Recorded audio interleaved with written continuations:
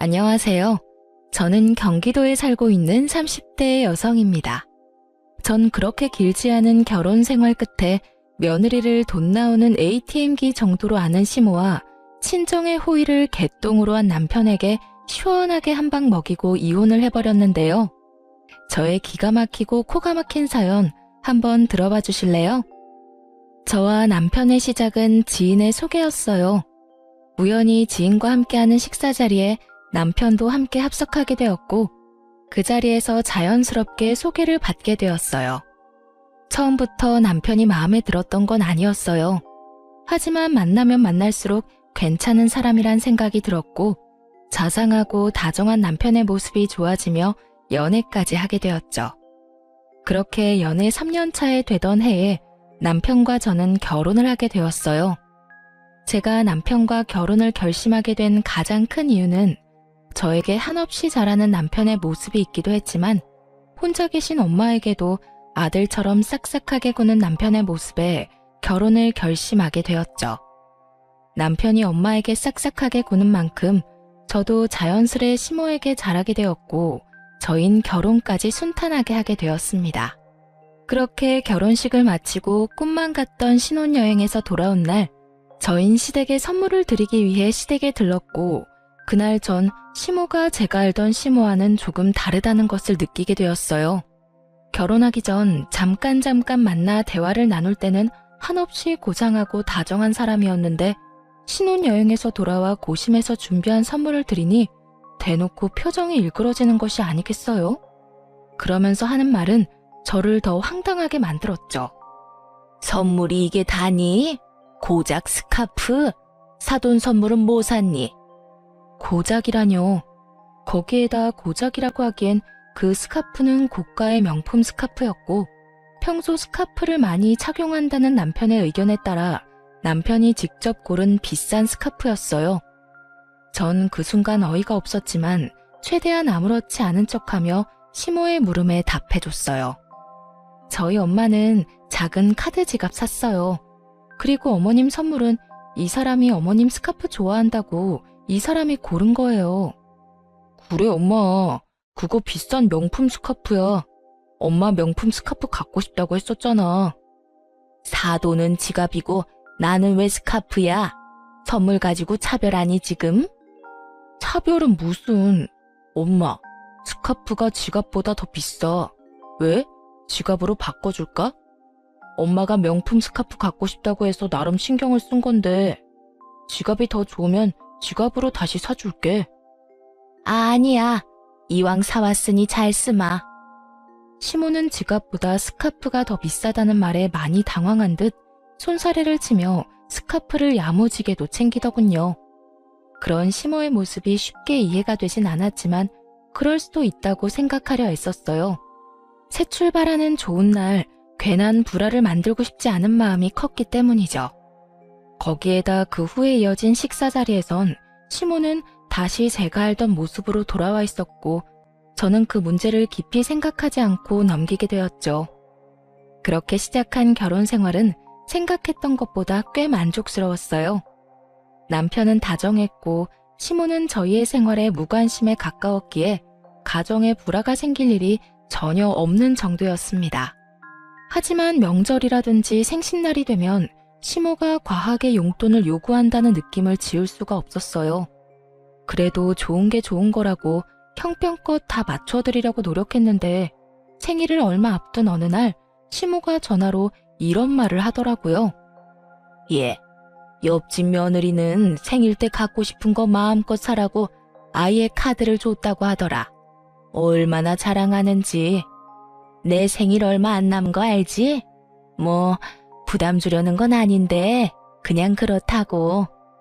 이 정도면 그냥 무조건 카드를 내놓으라는 말과 다름이 없었고 저는 머리가 지끈하고 아파져 오더군요. 시모는 이런 말을 꼭 저에게만 했고 그렇다고 해서 명절 때 제가 드린 용돈이 적지 않은데 이번엔 아예 카드를 대놓고 요구하니 곤란한 건 사실이었어요. 1년에 한 번뿐인 생일날 카드 정도야 줄 수 있다고 생각하시는 분들도 계실 텐데 제가 그때까지 경험한 시모는 카드를 줬다간 카드를 준 제 손목을 분질러버리고 싶을 정도로 생각 없이 쓸 것이 분명했기에 선뜻 손이 나가지 않더군요. 특히나 제 돈에 대해서는 경제관념이 아예 없는 사람처럼 군 적이 한두 번이 아니었기에 그 고민은 더욱 컸어요. 그래서 전 결국 남편과 상의하기로 했죠. 여보, 곧 어머님 생신인 거 알지? 왜? 갖고 싶은 거 있으시대? 그게 옆집 아줌마네 며느리가 생일 선물로 갖고 싶은 거 사라고 카드를 줬다고 하시더라고. 들어보니 어머님도 카드 받고 싶으신가 봐. 어떻게 하지? 그래? 어떻게 하긴 뭘 어떻게 해. 그냥 통 크게 카드 드려. 남편은 대수롭지 않게 말했고 전 그런 남편의 말에 참 어이가 없더라고요. 뭐? 아무리 그래도 카드를 어떻게 드려. 아무리 그래도 그건 좀 아닌 것 같아. 그깟 카드 좀 주면 어디가 덧나? 큰일이라도 난대? 우리 엄마 그렇게 생각 없는 사람 아니야. 아마 옆집 아줌마가 카드 받았다고 하니 본인도 며느리한테 카드 받았다고 자랑하고 싶어서 그러는 거지. 생각 없이 막 쓸 사람이 아니라고. 써도 얼마 쓰지도 않을 테니까 그냥 드려. 알겠어? 그래? 알겠어. 어쩌면 자신의 엄마를 몰라도 저렇게나 모르는지 화를 내며 호언장담하는 남편을 보며 어찌나 한심했던지 모릅니다. 제가 아무리 말해도 남편은 시모의 씀씀이를 받아들일 리 없었고 그랬기에 저는 일단 알겠다고 한 뒤 저희가 생활비 카드로 쓰는 남편의 카드를 시모에게 주었어요. 남편의 말처럼 자랑 목적으로 카드를 달라고 했다면 다행이지만 저는 절대로 그렇게 생각하지 않았으니까요. 시모는 카드를 받고선 어린아이처럼 기뻐했고 그날 저녁 남편은 사색이 된 얼굴로 집으로 돌아오더군요. 사색이 된 남편은 저를 보자마자 다짜고짜 화를 내기 시작했어요. 당신 생활비 카드로 백화점에서 쇼핑을 이렇게 하는 여자가 어디 있어? 이게 다 얼마야? 뭘 얼마만큼 산 거야 도대체? 무슨 말이야 그게. 내가 무슨 쇼핑을 해? 발뺌하는 거야? 참나. 이거 좀 봐봐. 이거 당신이 다 쓴 거잖아. 저의 물음에 남편은 씩씩거리며 승인 문자들을 보여주며 여전히 화를 내고 있었어요. 승인 내역을 보니 역시나 시모는 저의 예상대로 쇼핑을 아주 시원하게 했더라고요. 평소 남편 돈은 몰라도 제 돈은 어디 버튼이라도 누르면 나오는 돈으로 여기는 시모였기에 당연히 이런 상황을 예상했던 전 씩씩거리는 남편을 여유로운 표정으로 바라봤고 그 순간 다시 승인 문자가 울리더군요. 한 식당에서 뭘 얼마만큼 먹었는지 20만 원에 가까운 승인 문자가요. 이게 뭐야? 당신은 여기 있는데 왜 혹시 카드 잃어버렸어? 잃어버리긴 당신이 어머니한테 카드 주라며. 그래서 우리 생활비 카드 줬어. 뭐? 그럼 이게 다 엄마가 쓴 거란 말이야? 내가 아니라 어머님이 다 쓰신 거야. 하루 종일 아주 야무지게도 쓰셨네. 이게 다 얼마야? 그 순간 일그러진 남편의 얼굴에서 할 말이 참 많아 보였지만 자신이 한 말이 있어서인지 남편은 아무 말도 하지 못한 채 방으로 들어가 버리더군요. 전 그런 남편과 시간차를 두고 뒤따라 들어갔고 남편은 안방에 딸린 화장실에서 통화 중인 듯 했어요. 언뜻 카드, 쇼핑 이런 이야기들이 들리는 것을 보니 시모에게 전화를 하는 듯 했고 남편은 조금 화가 난 목소리인 듯 했지만 시모에게 별다르게 화를 내는 것 같진 않더라고요. 뭐 어떻게 화를 내겠어요. 자기 엄마가 생일날 며느리 카드인 줄 알고 신나게 쇼핑했는데 그거 가지고 크게 화를 내기에도 뭐한 상황이니 그저 속만 끓을 뿐이었겠죠. 그렇게 통화를 끝낸 남편은 잠이 들 때까지 말 한마디 걸지 않았고 저 역시 그런 남편을 그냥 내버려 두었어요. 다음날 회사에 출근해서 일을 하고 있으니 화가 잔뜩 난 시모에게서 전화가 오더군요. 얘, 너 진짜 애가 왜 그러니? 내가 네 카드 달라고 했지 언제 내 아들 카드 달라고 했어? 아, 그거요. 어머님이 저번에 카드 달라고 한 거 그 애한테 말했더니 형식상 옆집에 자랑하고 싶어서 카드를 달라고 했을 거다. 절대로 생각 없이 막 쓰실 분이 아니다. 라고 하길래요. 그렇다면 아무 카드나 상관없다 싶어서 생활비 카드로 드린 건데 무슨 문제가 있나요? 아무것도 모르는 척 낭창하게 답하는 제 대답에 시모는 할 말을 잃은 듯 거친 숨소리만 들리더군요. 저는 거기에서 멈추지 않고 정말로 아무것도 몰라서 묻는다는 듯 말을 이어나갔어요. 설마 어머님 막 쓰신 건 아니죠? 부이가 어머님은 그렇게 몰상식하게 자식들 카드로 사치 부리는 사람이 절대 아니라고 저한테 호언장담했거든요. 그럴 리가 있니? 그냥 물어본 거다. 보니까 우리 아들 카드길래 그냥 물어본 거야. 아, 그러셨어요? 그래서 어머님도 옆집 아주머니께 자랑 좀 하셨어요? 그래. 아주 실컷 자랑했어. 그럼 끊으마. 시모는 짜증 가득한 목소리로 전화를 끊어버렸고 이로써 저는 시모가 제 생각과는 전혀 다른 사람이란 걸 확실하게 알게 되며 시모와 거리를 두며 지내게 되었어요. 시모와 거리를 두고 지내니 남편과의 관계도 나빠질 일이 없었고 나름 화목한 하루하루를 보내고 있었죠. 그러던 어느 날 전 하루 연차를 내고 친정에서 시간을 보내기로 했고 엄마와 밥도 먹고 오랜만에 휴식을 취하며 엄마가 휴대전화에 깔아달라고 했던 앱들을 깔고 있었어요. 그런데 그때 입금 알림이 울렸고 그 순간 제 두 눈을 의심하고 말았죠. 남편 이름으로 입금된 금액 5만 원. 참 경악스럽더라고요. 그 당시 저와 남편은 매달은 부담스러워 드리지 못하고 3개월에 한 번씩 양가 부모님께 용돈을 드리고 있었어요. 친정은 남편이, 시댁은 제가 드리고 있었는데 암묵적으로 정해진 금액이 30만 원에서 50만 원이었던 터라 저는 그렇게 드리고 있었는데 남편은 달랑 5만 원이라니 황당할 수밖에요. 전 그 자리에서 그간 입금 알림 문자들을 살펴보았고 남편 역시 처음엔 저와 비슷하게 보내다가 지난 1년 가까이는 5만 원을 보냈더군요. 5만 원이라니 저희 엄마를 무시하는 것도 정도가 있지. 이 정도면 그냥 보내지 않는 것이 더 낫지 않나요? 아무리 형편에 맞게 드리는 용돈으로 성의 표시라도 한다는 것이라지만 몇 달 뒤에 있는 자기 부모님 결혼기념일 기념으로 해외여행을 보내드린다고 큰 돈을 들여 비행기 티켓부터 숙소까지 예약했다는 것을 뻔히 아는 상황이라 더욱 화가 나더군요. 전 괜히 엄마까지 신경 쓰이게 하고 싶지 않아 아무런 티를 내지 않고 시간을 보내다 집으로 돌아왔어요. 부글부글 끓는 마음을 안고 남편을 기다렸죠. 퇴근한 남편이 돌아오자 저는 현관문에서부터 남편에게 따져 물었죠. 당신 진짜 너무한 거 아니야? 다짜고짜 너무하다니 무슨 말이야? 알아들을 수 있게 말해줘야지. 나 다 알고 있어. 당신 근 1년 동안 우리 엄마한테 용돈 5만 원씩 보냈더라. 우리 엄마가 거지야? 5만 원이 없을까봐? 그럴 거면 차라리 보내지 말았어야지. 난 매번 당신 집에 적을 땐 30만 원, 많을 땐 50만 원씩 드리는 거 뻔히 알면서 뭐 5만 원? 지금 장난해? 우리 집이 그렇게나 만만하게 보였어? 애초에 양갓집에 3달에 한 번씩 용돈 주자는 사람도 당신이었잖아. 이러려고 용돈 주자고 했어? 아니 그게 아니라 당신도 알잖아. 우리 엄마가 그때 생활비 카드로 쇼핑도 과하게 하기도 했고 이번에 부모님 결혼기념일에 여행 보내드린다고 돈도 많이 쓰기도 해서 여유가 없었어. 그걸 말이라고 해? 그럴 거면 아예 보내질 말든가 나한테 말하든가 했어야지. 애들 용돈 주는 것도 아니고 3달에 한 번, 그것도 당신이 그렇게 하자고 해서 드리는 용돈인데 그걸 딸랑 5만 원을 보내는 게 말이 된다고 생각해?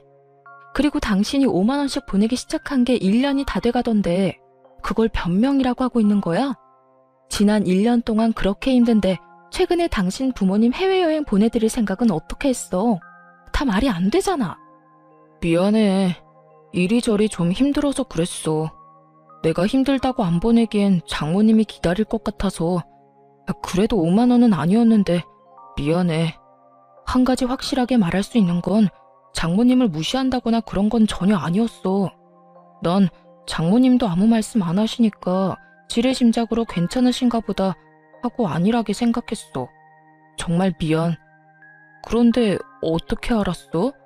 혹시 장모님이 말씀하셨어? 우리 엄마가 그런 말을 했겠어? 그런 말을 할 거였으면 당신이 5만 원도 용돈이라고 처음 보냈을 때 당장 말했었겠지. 내가 오늘 친정 가서 엄마 휴대전화 정리해주다가 봤어. 내가 진짜 엄마 볼 면목이 없어서.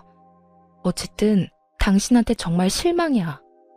남편은 다시 한번 절대 친정을 무시하려고 했던 행동이 아니라며 싹싹 빌었지만 저는 이미 마음이 상할 대로 상해버렸고 죄인 얼굴을 하고 비는 남편에게 이렇게 말했어요. 다 됐고 앞으로 각자 집은 각자 알아서 챙기자. 생신, 명절, 어버이날 그게 뭐든 다. 각자 집은 각자 알아서 챙기자는 말이야. 그리고 당신 한 번만 더 우리 엄마한테 이딴 식으로 대했다간 나 가만히 안 있을 테니까 그런 줄 알아. 알겠어. 정말 미안해. 남편은 그날 이후 저와 엄마에게 다시 잘하려는 모습을 보였고 전 그런 남편을 보며 이렇게 이혼하는 건 아니라는 생각에 마지막이라는 심정으로 남편을 받아들이려고 노력했어요. 그렇게 시간은 흘러 다시 용돈을 드리는 날이 다가오고 전 남편에게 통보했듯이 시댁이 아닌 친정으로 용돈을 붙여드렸어요. 하지만 이런 저와는 달리 남편은 시댁에 용돈을 주지 않은 듯했고 시모에게서 전화가 왔더라고요. 얘, 너 왜 이번 달에는 용돈 안 주니? 혹시 잊었니? 넌 나이도 젊은 애가 그런 걸 잊고 그러니? 나 오늘 돈 쓸 때 있으니까 얼른 붙여주려무나. 제가 무슨 시모에게 돈 빌린 빚쟁이도 아니고 용돈 달라는 사람이 얼마나 당당한지 참 기가 다 막히더군요. 어머님, 이제부터 각자 집 용돈은 각자 챙기기로 했어요. 그러니까 그렇게 급하면 그이한테 전화해보세요. 뭐? 그런 게 어디에 있니? 매번 네가 줬으면 계속 네가 줘야지. 왜 내 아들한테 주라고 그러니? 그러지 말고 그냥 네가 줘. 괜히 바쁜 애한테 그런 거 시키지 말고. 알겠니? 언제나 늘 그렇듯 돈만 연관되었다 하면 시모는 독불장군처럼 대화가 통하지 않았고 전 그런 시모를 잘 알기에 일단 알겠다는 말과 함께 전화를 끊고 돈을 붙여주었어요. 남편이 그랬듯이 딱 5만 원을요. 돈을 입금하고 얼마 지나지 않아 시모에게서 득달같이 전화가 다시 오더군요. 너 지금 5만 원 붙인 거니? 나랑 지금 장난해? 오냐 오냐 해줬더니 시험이 무서운 줄 모르고 날 무시해도 유분수지. 어디서 5만 원을 보내 5만 원을? 내가 무슨 거지인 줄 알아? 그러게요. 저도 잘나신 어머님 아들이 저희 엄마한테 근 1년 동안 딸랑 5만 원씩 보내길래 무시해서 그런 줄 알았더니 그건 아니라고 하더라고요. 그래서 저도 무시하는 건 아니고 남편이랑 너무 차이나게 용돈 드리는 것도 아닌 것 같아서 딱 5만 원 보낸 건데 무슨 문제 있을까요? 어쨌든 이번 달부터 각자 집은 각자 챙기기로 해서 제가 굳이 드릴 필요는 없지만 어머님이 당장 내놓으라고 일이 성하니 제가 인심 써서 드리는 용돈이에요. 그러니 아껴 쓰세요, 어머님. 뭐라고? 내 아들이 5만 원을? 그랬을 리 없다. 절대 아니야. 저도 제 두 눈을 의심했지 뭐예요. 정 못 믿겠으면 직접 아들한테 전화해서 물어보세요. 그럼 끊어요. 며느리를 빚쟁이 대하듯 막 대하는 시모에게 저 역시 친절하게 예의를 다해야 할 필요를 느끼지 못했고 이때쯤부턴 저 역시 시모에게 대우라는 걸 하지 않게 되더군요. 오는 대우가 그따위이니 가는 대우 역시 이따위일 수밖에요. 특히나 돈 선물 때문에 매번 이 난리이니 미운 정도 떨어져 버린 지 오래였어요. 이런 인간이란 걸 왜 진작 알지 못했을까 회의감마저 들었으니 시모와 예전처럼 지내기는 이미 글러버린 일이었죠.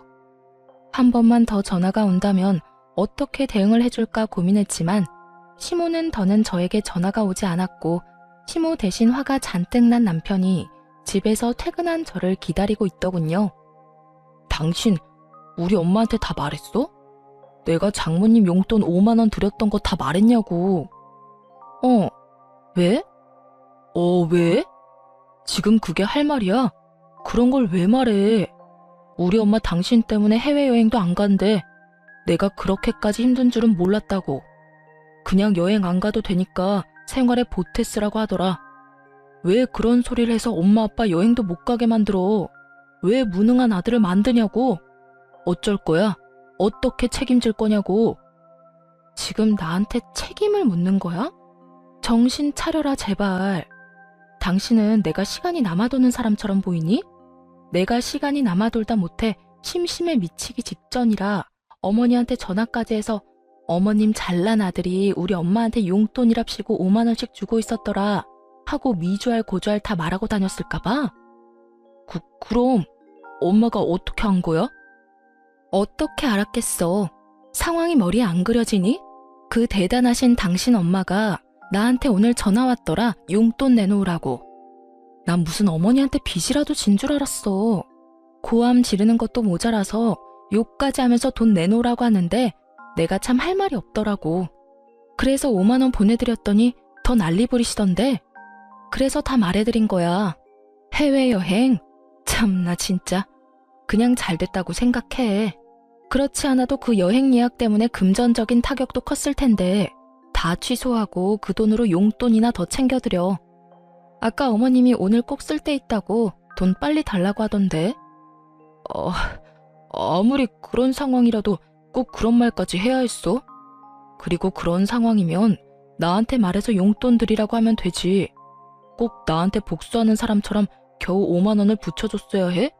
당신 정말 너무한 거 아니야? 너무한 사람이 누군데. 회사에서 일하는 시간인 거 뻔히 알면서 전화해서 돈 맡겨놓은 것처럼 돈 내놓으라고 욕하는 건 안심해?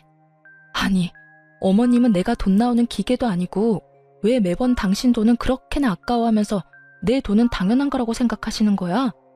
그 생각 자체가 너무한다고 생각 안 해? 전 그간 쌓였던 말을 뱉어냈고 그런 저를 보던 남편은 씩씩거리며 집을 나가버리더군요. 그렇게 집을 나가버린 남편은 새벽까지 돌아오지 않았고 늦은 새벽 다른 사람도 아닌 엄마에게서 전화가 걸려왔어요. 저는 걱정스러운 마음에 전화를 받았고 엄마는 다급한 목소리로 집으로 빨리 오라고 하더군요. 남편이 지금 친정에 왔다면서요. 희정아, 너 지금 빨리 집으로 좀 와. 엄마, 왜? 무슨 일 있어? 이 새벽에 무슨 일이야? 그게 정서방이 지금 여기에 왔어. 보기엔 술 많이 먹은 것 같은데 엄마 혼자서는 감당이 안 돼. 뭐? 정서방이? 그래, 보니까 많이 속상한 일이 있었는 것 같은데 빨리 와서 데리고 가려무나. 수학이 넘어 엄마의 다급한 목소리와 함께 잔뜩 취한 남편의 목소리가 들려오는데 정말 이게 무슨 일인가 싶더군요. 전 서둘러 친정으로 갔고 현관문을 열고 마주한 장면은 정말 최악 중의 최악, 가관 중에 그런 가관도 없더군요. 온 거실에 남편이 풍기는 술 냄새로 가득했고 제 몸 하나 가누지 못하고 있는 남편은 엄마를 향해 제 욕을 서슴없이 하며 술주정을 부리고 있더군요. 장모님 잘난 그 딸이 글쎄 남편 무시하는 것도 모자라 시댁까지 무시하고 있다고요. 정서방, 자네 많이 취했네. 할 말 있거든 내일 하고 오늘은 그만 돌아가게. 네, 저 취했습니다. 술 좀 먹었어요. 제가 왜 이렇게 술 먹었는지 아세요? 글쎄, 오늘 우리 엄마한테 5만 원을 보냈다네요. 어쩌면 그럴 수가 있냐고요. 제가 5만 원 보냈다고 자기도 5만 원 보냈대요, 글쎄. 이게 말이나 되나요? 친정이랑 시댁이 같냐고요. 저 여자 아주 몹쓸 여자예요. 남편의 주정이 계속되는 사이 엄마는 머리를 부여잡으며 곤란해했고 전 할 수만 있다면 남편의 입을 찢어버리고 싶을 정도로 화가 끓어오르고 있었어요. 그야말로 남편이 개가 된 모습을 보는데 전 어떤 말도 섞고 싶지 않더라고요. 생각 같아선 버리고 집으로 돌아오고 싶었지만 그럴 순 없는 노릇이기에 끊임없이 주정을 늘어놓는 남편을 끌고 집으로 돌아왔어요. 그 후 남편과는 말도 섞지 않으며 이혼하기로 결심을 굳혀가고 있었어요. 다음 날 술이 깬 남편은 저에게 어떤 사과의 말도 하지 않더라고요. 물론 친정에도 찾아가서 빌기는커녕 연락조차 하지 않은 듯했고 전 굳이 그런 인간을 붙잡고 당장 사과하라고 말하기도 싫어서 아무 말도 하지 않고 있었어요. 건성건성 시켜서 하는 사과 해봤자 뭐하며 받아봤자 뭐하겠어요? 반성도 없고 변하는 것도 없을 텐데요. 그렇게 저흰 돌이킬 수 없는 관계가 되어가고 있었습니다. 그러는 와중 시모의 생일은 다시 다가왔고 시모에게 전화가 왔더군요. 아가, 조금 있으면 내 생일인 건 알지? 네, 잘 알고 있어요. 그러면 다행이고, 이번 생일 땐 선물이나 용돈은 됐고 생일상 좀 차리거라. 집에서 친한 지인들 불러서 간단하게 밥이나 함께하고 넘어가려고. 이번 주 주말에 한 10명 정도 오기로 했으니까 그런 줄 알고, 좋아하는 음식들이 다 다르니까 꼭 챙겨야 하는 음식은 따로 문자로 보내주마. 아, 간단하게 10명이요? 이번 주말이고요? 그래. 그리고 생일 선물이나 용돈은 필요 없긴 하지만 정 네가 챙기고 싶으면 챙겨도 되니까 그렇게 알고. 그러면 주말에 보자. 이쯤 되니 화도 나지 않았고 어쩜 저런 생각을 다 해낼까 싶어 아낌없는 찬사마저 나오더군요. 제가 전화를 끊고 헛웃음을 뱉어내고 있으니 그런 저를 보던 남편이 무슨 일이냐고 물어왔고 전 남편에게 알려주었어요. 왜? 무슨 일이길래 그렇게 웃어? 우리 엄마 아니야? 맞아. 곧 어머님 생신이잖아. 이번엔 간단하게 지인분들 불러서 생신하고 싶다네. 간단하게 한 10명 부를 테니까 와서 상 차리라고. 10명이 간단하게가 맞는 거야? 당신 생각은 어때? 생신상? 그게 왜? 그리고 10명이면 간단한 거지. 옛날에는 동네 잔치도 하고 그랬어. 그 정도는 며느리로서 당연히 해야 할 도리 아니야? 이러니 저러니 군말하지 말고 생신상이나 제대로 준비해.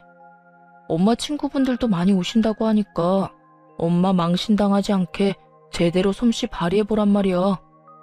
언제는 자기 부모 생신인데 왜 저보고 그런 고생을 하냐며 자기 부모 생신 땐 자신이 미역국부터 해서 다 준비할 테니 신경도 쓰지 말라던 남편은 어느새 저런 골빈말이나 뱉어내는 놈으로 변해 있더군요.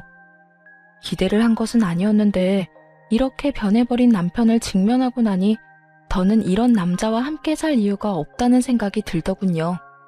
그깟 생일상 충분히 차려드릴 수 있는 일이었지만 이때까지 일어난 일들로 인해 충분히 시댁과 남편에게 실망했고 무엇보다 이혼을 고민하는 와중이었잖아요.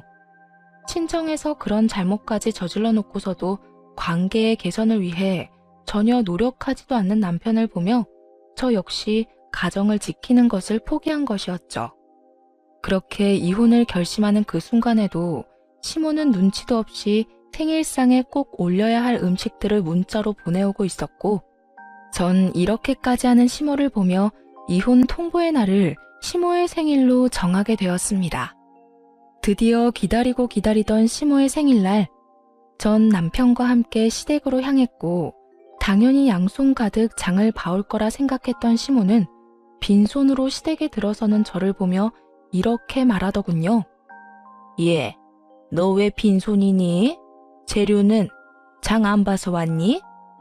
아, 혹시 출장 뷔페 불렀니? 하긴 요새는 그렇게도 많이 한다고 하더라. 쓸데없이 가짓수 많이 하지 말고 제대로 된 음식 몇 가지 제대로 예약하지 그랬어. 음식은 괜찮게 한다니? 오늘 오는 친구들이 입이 고급이라 걱정스럽긴 하네. 시모는 혼자 김칫국을 사발채 들이키고 있었고 저는 그런 시모와 남편에게 할 말 있다며 잠시 앉아보라고 했죠. 그렇게 시모와 남편은 제 앞에 나란히 앉았고 전 준비한 말들을 시작했어요.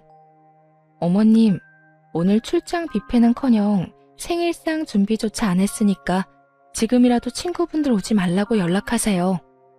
제 말에 시모와 남편은 인상을 있는 대로 구기더니 차례대로 저에게 따져 묻기 시작하더군요.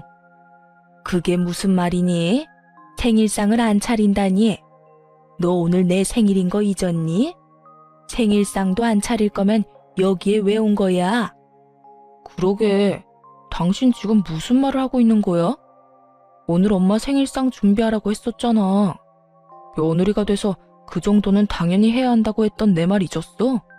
하나뿐인 며느리가 하나뿐인 시어머니 생일상 하나 못 차린다는 게 말이 된다고 생각해?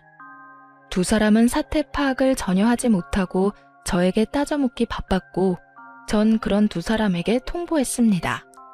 당신 말이 맞아. 그러니까 나 이 집 며느리 더는 안 할 거거든. 어머님, 저희 집 며느리 자리 반납할게요. 더는 더럽게 치사해서 못 해먹겠어요. 그러니까 제가 생신상이든 밥상이든 차릴 필요가 없지 않나요? 저의 통보에 시모는 멍하니 저를 바라보았고 남편은 득달같이 몸을 세우며 저에게 따져 묻더라고요. 뭐? 그게 무슨 말이야? 며느리를 안 한다니? 설마 이혼이라도 하자는 말이야? 이혼해.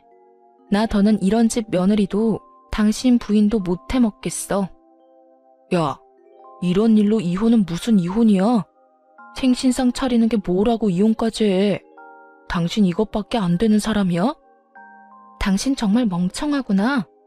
내가 이까지 생신상 때문에 이혼까지 하겠어?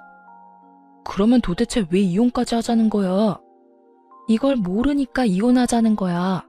당신 우리 친정에서 그런 일 있고 나서 우리 엄마한테 찾아가서 용서는 빌었어? 찾아가지는 못하더라도 전화로 용서는 구했냐고. 그것뿐이야. 이때까지 당신이 나한테 한 모든 행동들 너무 실망스러웠지만 꾹꾹 참았는데 더는 안 되겠어. 사위로서 도리는 다하지도 않으면서 며느리로서 도리는 과하게 바라는 당신이랑 더는 살고 싶지 않아. 남편은 자기가 저지른 잘못은 아는지 말이 없었고 그런 남편을 대신해 시모가 저에게 따지고 묻기 시작하더군요. 용서? 내 아들이 왜 사돈한테 용서를 구해야 해? 내 아들이 뭘 그렇게 잘못할 일이 있다고?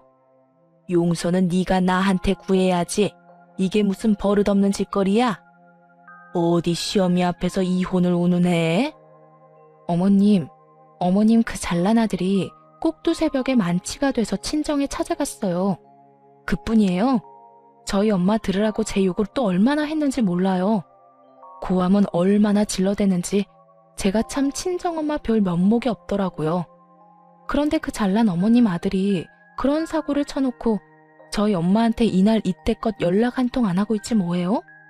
그러니 제가 눈이 돌겠어요? 안 돌겠어요? 그러니 제가 어머님 생신상이나 차리고 있고 싶겠어요? 언성을 높이는 시모와 그런 시모에게 뒤지지 않을 만큼 고함을 지르는 저. 그야말로 난리도 그런 난리가 없었습니다. 시모는 믿을 수 없다는 눈빛으로 남편을 쏘아보더니 이내 남편 놈을 운운하고 나서더군요. 남자가 술 많이 마시고 그러다 보면 그런 실수쯤은 다 하는 거야. 그런 걸 잘 감싸줘야 진정한 내주지. 어디 나서서 고개를 숙이라 말라 명령질이야. 큰일할 남자한테 함부로 아무 데서나 고개 숙이라고 하면 안 되는 거야. 그리고 사돈도 다 이해하실 거다. 아무렴 사위는 백년 손님인데 이해하고 말고. 정말 그 입에서 뱉어지는 한마디 한마디가 뭐 같아 말을 섞고 싶지도 않더군요. 저는 그런 시모에게 비웃음과 함께 이렇게 말해주었습니다. 어머님은 그렇게 잘 생각하시고요. 전 전혀 그렇게 생각하지 않으니 이혼하겠습니다. 제가 이혼하고 어머님 아들 다시 그 잘나신 품에 돌려드릴 테니 이혼하거든 앞으로도 쭉 그런 아들로 그렇게 잘 키워보세요. 아마 그런 식으론 제 혼은 죽었다 깨도 힘들 테니 쭉 끼고 한평생 잘 사시면 돼요. 이 인연이 말이면 단줄 아나 어디서 그딴 막말을 해? 막말은 무슨? 진심인데요. 잘 생각해보세요. 재혼을 한다 한들 어떤 여자가 버티고 살겠어요? 그러니까 저처럼 남의 집 귀한 자식 인생 망치지 말고 그냥 어머님 품에 쭉 끼고 사세요. 시모는 제 말에 화가 잔뜩 났는지 몸을 부들부들 떨며 제 뺨을 때려버리더군요. 한 대 맞을 각오는 했던 터라 놀랍지도 않더군요. 저는 시모에게 맞자마자 놀란 눈으로 상황을 지켜보는 남편에게 다가갔고 그대로 남편의 뺨을 때려버렸어요. 제가 남편의 뺨을 있는 힘껏 때려버리자 시모는 악소리를 지르며 저에게 달려들더군요. 내 인연, 어디서 내 아들을 때려? 네가 뭔데? 니까짓 게 뭔데 내 눈앞에서 내 아들을 때려? 오늘이 네 제삿날인 줄 알아. 내가 더 가만히 둘 것 같아? 전 악다구니를 쓰며 달려드는 시모의 팔을 붙잡아 내팽개치며 이렇게 말했어요. 제가 한 대 맞아들이니까 힘으로 저를 이길 수 있을 거라고 생각했어요? 예의상 한 대 맞아들인 거고 더는 남아있는 예의가 없어요. 그러니까 다신 제 몸에 손대지 마세요. 시모는 남편의 옆으로 고꾸라졌고 전 그런 두 사람에게 이렇게 말했어요. 이젠 정말 이혼밖에 없어. 그러니까 조용히 이혼해. 구질구질하게 굴지 말고. 저를 죽일 듯이 노려보는 시모와 망연자실한 남편놈을 뒤로 한 채 저는 현관문을 열었고 현관문 앞은 언제 온 것인지 시모의 친구들이 줄지어 현관에 귀를 대고 있더군요. 언제 온 것인지 확실히 알 순 없었지만 한 가지 확실히 알겠는 건 저희의 다툼을 모두 들었다는 것이었어요. 저마다 표정이 놀람과 호기심 그리고 경악으로 눈을 반짝이고 있었거든요. 전 그런 구경꾼들을 위해 현관문을 닫지 않고 들어가 보라고 했고 그 열린 문틈으로 시모의 한탄이 들어오더군요. 이놈아, 어쩌다 그런 짓까지 했어? 술을 마시려거든 곱게 마셔야지. 어쩌다 사돈집까지 찾아가서 그딴 주정을 부렸냐고. 그리고 그딴 짓을 했으면 당장 다음 날이라도 찾아가서 용서를 구했어야지. 뭘 잘했다고 고개 빳빳이 들고 그러고 있어? 네가 사돈 용돈으로 5만 원 줬다고 할 때도 내가 기가 막혔는데 뭐? 술주정? 이걸 어쩔 거야? 그러면 어떻게 해? 돈이 없는데. 이게 다 엄마 때문이잖아. 엄마가 내 카드로 쇼핑만 안 했어도 5만 원 드릴 일도 없었고 엄마가 해외여행 보내달라고 노래만 부르지 않았어도 내가 그렇게 생활이 힘든 일은 없었다고. 술주정? 그까짓 게 왜? 엄마가 아까 그랬잖아. 남자가 술 마시고 그러다 보면 그런 실수도 하는 거라고. 실수 좀 한 것뿐인데 굳이 내가 장모님한테 찾아가서 용서까지 빌어야 해? 내가 왜? 아니 이 녀석이 진짜 그래도 정신 못 차리고. 나 같아도 이혼하지 이혼해. 나 같아도 너 같은 인간이랑 못 살겠다. 그때까지도 정신을 못 차린 남편과 그런 남편을 질책하는 목소리가 밖으로 새어나오고 시모의 지인들은 저마다 남편을 욕하기 바쁘더군요. 저런 인간 말종도 또 없다고요. 전 그런 욕들을 뒤로 한 채 집으로 돌아왔고 그 이후 빠르게 이혼을 진행했어요. 남편은 저의 예상대로 이혼에 비협조적이었고 전 소송까지 진행하게 되었죠. 소송을 진행하는 동안 전 친정에서 지내고 있었고 남편은 마지막까지 발악하며 친정까지 찾아와 울고불고 하며 빌더군요. 여보, 정말 잘못했어. 내가 정말 미쳤었나 봐. 막상 당신이랑 이혼해야 한다고 생각하니까 나 정말 죽을 것만 같아. 나 당신 없이 못 살아. 그러니까 사람 하나 살리는 셈 치고 한 번만 용서해주면 안 될까? 어쩌지? 난 당신이랑 살면 죽을 것 같은데? 여보, 내가 진짜 잘할게. 정말이야. 내가 이렇게 빌잖아. 진작 좀 잘하지 그랬어. 이제 와서 이래봤자 소용없으니까 그만하고 돌아가. 단호한 저의 태도에 남편은 도저히 안 되겠다 싶었는지 엄마 다리를 붙잡고 늘어지더군요.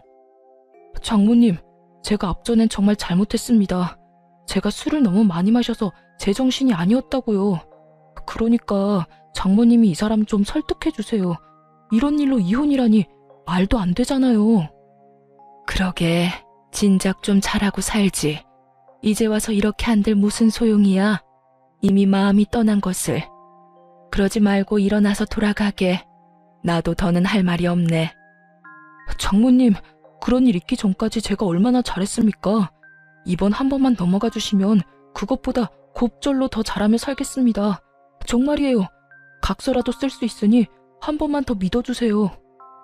남편 놈은 아예 엄마의 발밑에서 눈물 콧물 다 쏟으며 애원했지만 그간 이야기를 다 들은 엄마는 마음을 돌릴 리 없었고 한참을 빌던 남편은 지쳤는지 축 처진 어깨를 하고 돌아가더군요.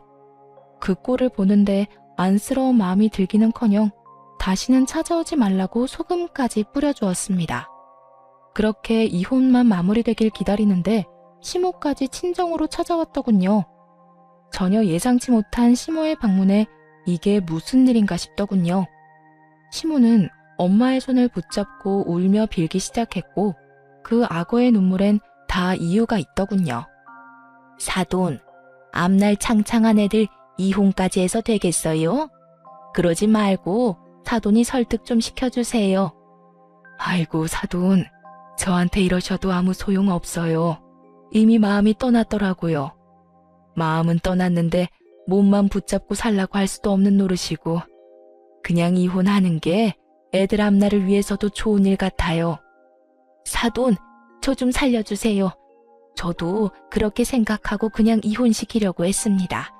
그런데 바깥 양반이 모든 걸 알고 난리가 났습니다. 며느리 맘 안 돌려놓으면 저도 제 아들도 가만두지 않겠다고요.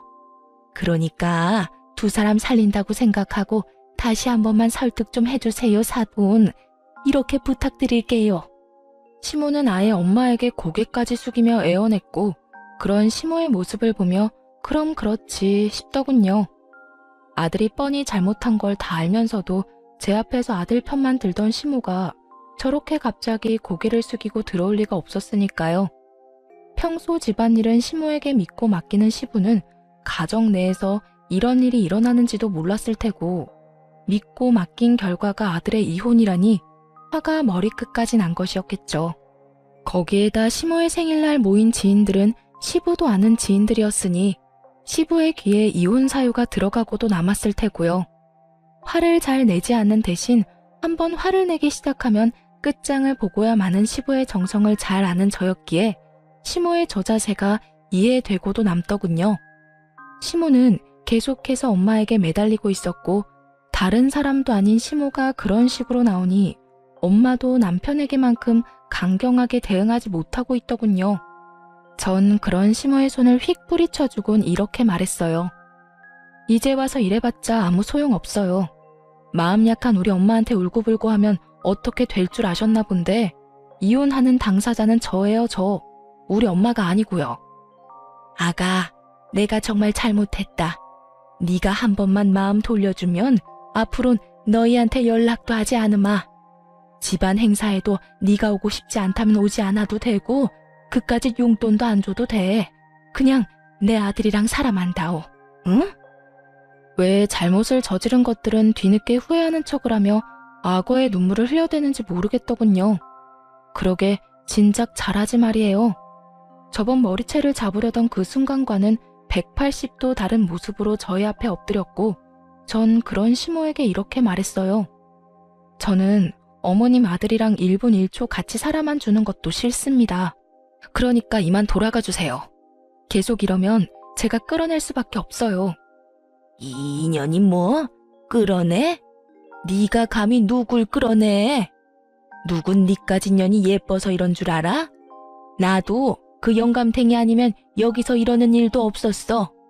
당장 이혼시키고 새 장가 보내면 되지. 이혼이 여자한테나 흠이지 남자한테도 흠인 줄 아니? 남자는 얼마든지 처녀한테 장가 갈 수 있다고. 그리고 사돈도 그러는 거 아닙니다. 사람이 이렇게 빌면 말이라도 그렇게 해본다고 하면 어디가 덧납니까? 얘가 누굴 닮아서 이리도 독한가 했더니 다 사돈 피었나 보네요. 시모는 마지막 발악에 가까운 막말을 쏟아내고 있었고 전 그런 시모를 끌어내며 이렇게 말했어요. 아줌마, 여기 와서 행패 부리지 말고 당장 나가세요. 한 번만 더 찾아오면 경찰에 신고할 테니 그런 줄 알고요. 그리고 오늘 와서 이렇게 행패 부린 거 아버님께 전화해서 다 말할 테니 그렇게 하세요.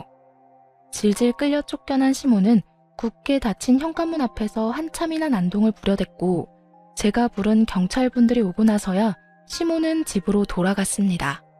그렇게 두 사람은 찾아오지 않았고 전 소송에서 이기며 시모와 남편에게 위자료를 받고 이혼하게 되었어요. 이혼이 확정되는 당시 전 남편의 몰골은 거의 폐인에 가까웠고 그 모습을 보는데 참 통쾌하더군요. 저딴 인간 때문에 망친 제 인생이야 앞으로 제가 열심히 행복하게 잘 살면 회생이 될 테지만 그 인간은 회생이 불가능해 보였어요. 이혼과 동시에 전 번호도 바꿔버리고 회사도 이직해 전 남편과 전 시댁의 소식은 듣지도 전하지도 않고 살고 있어요. 가끔 이혼 후 전 시모와 전 남편이 전 시부에게 정말로 쫓겨는 났을까 문득 궁금해질 때도 있지만 굳이 알아서 뭐 하겠어요. 이미 끝난 인연이고 더는 그런 인간들 이야기로 귀를 더럽히고 싶지도 않은걸요. 전 이직한 회사에서 잘 지내고 있습니다. 그 지옥 같은 결혼 생활에서 탈출한 지도 5년이란 시간이 다 되어가고 현재는 남자친구도 있어요. 제가 이혼한 지 3년이 지났을 때 회사에서 만난 남자로 제가 언제나 늘 최고고 제일 예쁘다고 해주는 제 눈엔 세상 누구보다 멋진 남자예요. 한번 크게 대인 상처가 있어서 그런지 아직까지 결혼 생각은 없긴 하지만 사람 일은 또 모르는 일이지 않나요? 그래서 무조건 아니다, 안 된다 생각하지 않고 마음을 열고 천천히 알아보려고요. 이로써 저의 긴 사연도 끝이 났어요. 어떠셨나요? 답답하신 분들도 통쾌하다 하신 분들도 계셨을 것 같아요. 결혼 생활을 시작할 당시 전 남편을 위해서라도 시댁과의 관계를 원만하게 유지하고 싶었고 그랬기에 더욱 그러려니 하며 노력하고 살았습니다. 하지만 시간이 지나 지금 생각해보니 제가 잘못 생각했던 것 같아요. 아닌 건 아니고 옳은 건 옳은 건데 말이죠. 혹시나 저처럼 시댁의 과한 요구에도 가정을 지키기 위해 참고 인내하며 사시는 모든 아내분들, 부디 우리 할 말은 적당히 하고 살아요. 그러면 저는 이만 물러가 볼게요. 긴 시간 함께 해주셔서 너무 감사합니다. 다들 행복하세요.